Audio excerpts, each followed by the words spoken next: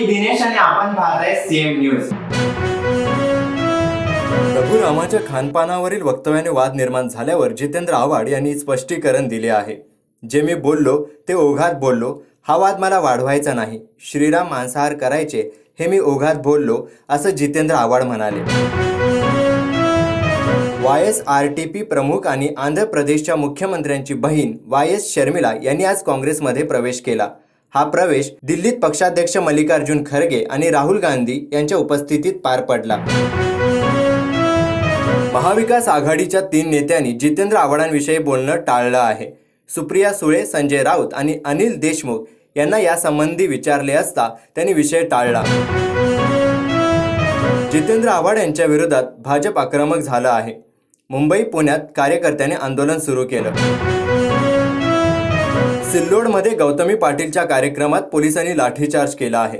अब्दुल सत्तार यांच्या वाढदिवसानिमित्त गौतमीचा कार्यक्रम आयोजित करण्यात आला होता। लोकांनी हुल्लडबाजी केल्याने सत्तारांनी पोलिसांना लाठीचार्जचा आदेश दिला होता। मुंबईत कालपासून धुक्यामध्ये मोठी वाढ झाली असून हवेची गुणवत्ताही खालावली आहे। मुंबईत 18.4 अंश सेल्सिअस तापमानाची नोंद झाली असून तापमान आणखी घसरण्याची शक्यता आहे। सुषमा अंधारे यांच्यावर हिंदू धर्मियांच्या धार्मिक भावना दुखावल्याचे आरोप करत मालेगाव तालुका पोलिसात गुन्हा दाखल करण्यात आलाय। मालेगावच्या अमन परदेशीच्या तक्रारीवरून भादवी कलम 295 नुसार गुन्हा दाखल करण्यात आला आहे। जितेंद्र आव्हाड यांनी देव रामाच्या आहारावरील केलेल्या वक्तव्यामुळे वाद निर्माण झाला आहे। दरम्यान यावर ठाकरे गटाचे विधान परिषदेचे आमदार अंबादास दानवे यांनी प्रतिक्रिया दिली आहे। आम्ही जितेंद्र आव्हाडांच्या वक्तव्याचं समर्थन करत नाही असं अंबादास दानवे म्हणाले आहेत। प्रभू श्रीराम हे या देशाचे आदर्श आहेत, त्यांच्याविषयी बोलताना तोंड सांभाळून बोलले पाहिजे असं त्यांनी म्हटलं।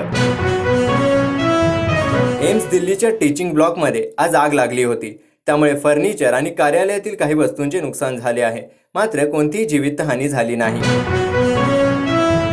ईडीने 3 समन्स जारी केल्यानंतर दिल्लीचे मुख्यमंत्री अरविंद केजरीवाल यांनी गुरुवारी पत्रकार परिषद घेतली आणि अनेक प्रश्नांची उत्तरे दिली। ते म्हणाले की तपास यंत्रणेने लोकसभा निवडणुकीपूर्वी समन्स पाठवले आहेत।